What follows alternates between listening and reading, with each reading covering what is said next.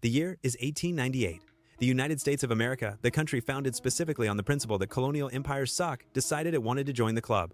And not just join it, it decided to win it. What happened in that short, frantic decade around the turn of the century isn't just a side note in history textbooks.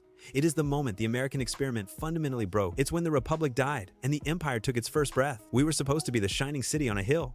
We were supposed to be the antithesis of the king, the beacon of self-determination. But by the time the dust settled, we were fighting our own bloody colonial war, using concentration camps and stealing nations for bananas and sugar. Everything you think you know about American exceptionalism, about America as the benevolent world police, begins with this colossal, history-altering lie. This is the story of how the United States pulled off the greatest geopolitical glow-up in history, and how the price of becoming a superpower was selling its own soul. To understand how this happened, you have to realize that by the 1,890 seconds, America was experiencing a profound identity crisis. For the first 100 years, the nation had a simple objective: go west, settle the continent, and figure out the Civil War drama. We had our own internal empire, manifest destiny, right? But by 1890, the Census Bureau officially declared the frontier closed. We'd run out of land to conquer internally. And this created two huge, dangerous problems. First, economically.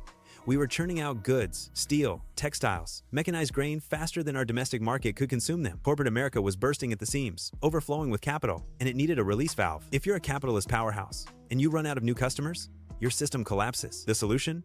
New markets. Overseas. Second, psychologically. The great nations of Europe, Britain, France, Germany were carving up Africa and Asia like it was a Thanksgiving turkey. And America, still feeling like the awkward, self-conscious kid on the global block, had a massive case of FOMO. We looked at Britain's navy and said, hold my beer. This brings us to Alfred T. Mahan, a naval strategist who wrote a wildly influential book, arguing that all great nations in history were great precisely because they controlled the sea. His doctrine was simple: get a massive navy and get strategic fueling ports, coaling stations all over the Pacific and Caribbean. If Mahan provided the blueprint, corporate America provided the gasoline. We were ready to go global. We just needed a target.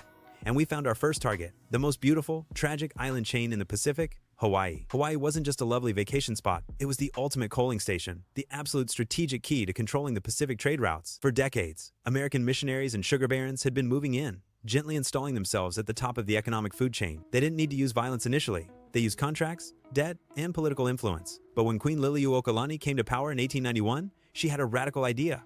Hawaii should be run by Hawaiians. She sought to restore the monarchy's power and push back against the American corporate elite led by figures like Sanford B. Dole of the Pineapple Empire. The American planters panicked. This wasn't just about loyalty. This was about tariffs. If Hawaii was sovereign, U.S. trade laws meant high taxes on their sugar. If Hawaii was American soil, they got massive tax breaks. So, in 1893, the American-backed elite staged a coup.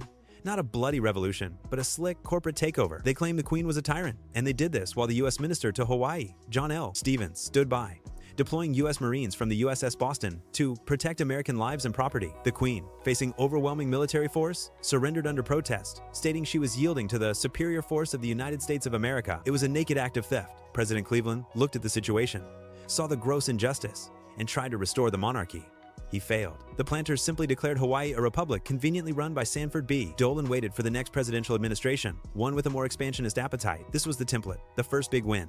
Corporate interests driving U.S. military intervention, hiding behind the excuse of protecting democracy. But the real game was only just beginning. The catalyst for our full-fledged global expansion was Spain. Spain, the once mighty empire, was holding on to the last shreds of its power in the Caribbean and the Pacific, specifically Cuba and the Philippines. Cuba had been fighting for its independence for years, and this provided the perfect PR opportunity for America. Enter yellow journalism, the sensational, often fabricated news coverage, fueled by the rivalry between William Randolph Hearst and Joseph Pulitzer. These guys realized war sold newspapers, and they started running headlines about Spanish atrocities in Cuba, painting the Cubans as innocent victims and the Spanish as medieval tyrants. The narrative was potent.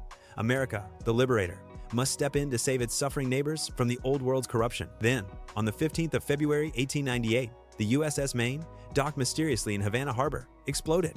It killed 260 American sailors. The cause was never definitively proven, but Hearst and Pulitzer didn't care. They screamed from every front page, "Remember the Maine! To hell with Spain!" It didn't matter if the Spanish did it, the public was enraged, and politicians seized the moment. President McKinley, a man reluctant to go to war, was forced to capitulate to the national fury. Congress declared war, but not before passing the Teller Amendment, which explicitly stated that the U.S. would not annex Cuba. We promised the Cubans we were there only for liberation. This was the second great lie. The ink wasn't even dry on the Teller Amendment before we started eyeing the real prize. The Spanish-American War lasted less than 4 months. Secretary of State John Hay called it a splendid little war. And it was splendid for American ambition. The very first action of the war wasn't in the Caribbean at all. It was 8,000 miles away, in the Philippines. Commodore George Dewey sailed into Manila Bay and annihilated the Spanish fleet, paving the way for the US invasion. Why the Philippines? Because it was the perfect gateway to China's massive, untapped markets. It was the crucial geopolitical stepping stone. We didn't just sail into the Philippines and beat Spain.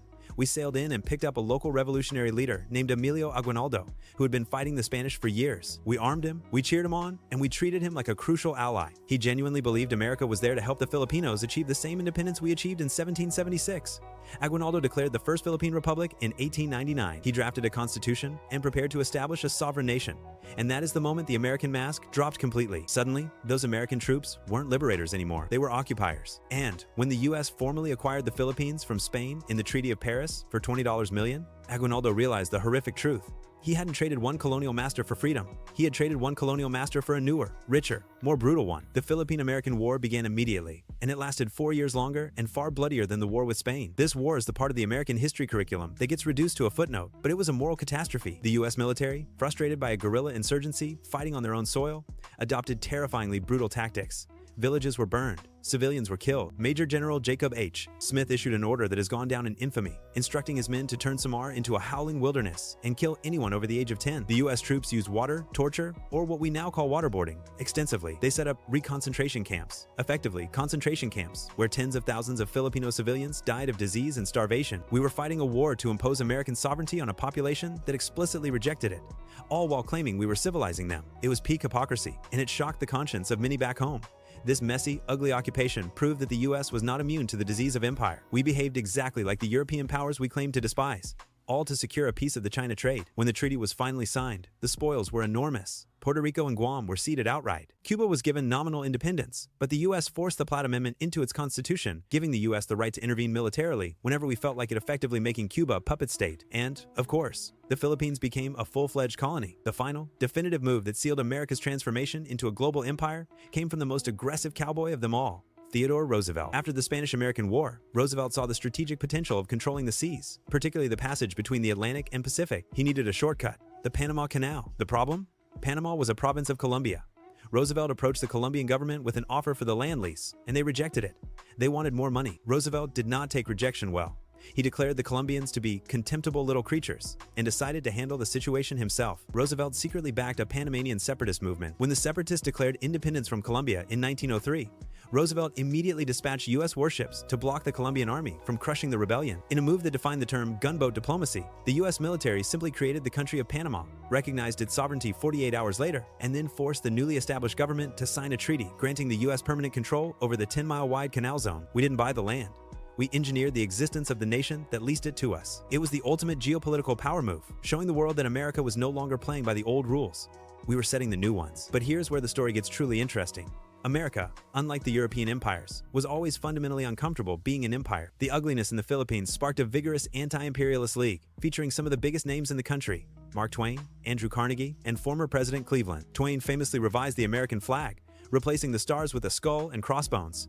He called the actions in the Philippines shameful. They argued that ruling over subject peoples contradicted the Declaration of Independence, that holding colonies required a standing army and a huge, centralized government, the very things the founders feared. They lost the political battle, but they won the cultural war. The U.S., in part due to this internal moral resistance, never fully committed to the long-term project of maintaining vast, diverse colonies in the way Britain did. We preferred economic dominance and military influence, the subtle empire, rather than outright political control. But the legacy endures. Look at Puerto Rico, still a U.S. territory, its residents, U.S. citizens, yet lacking full political representation. Look at the lingering instability caused by decades of U.S. intervention in Central and South America. American Empire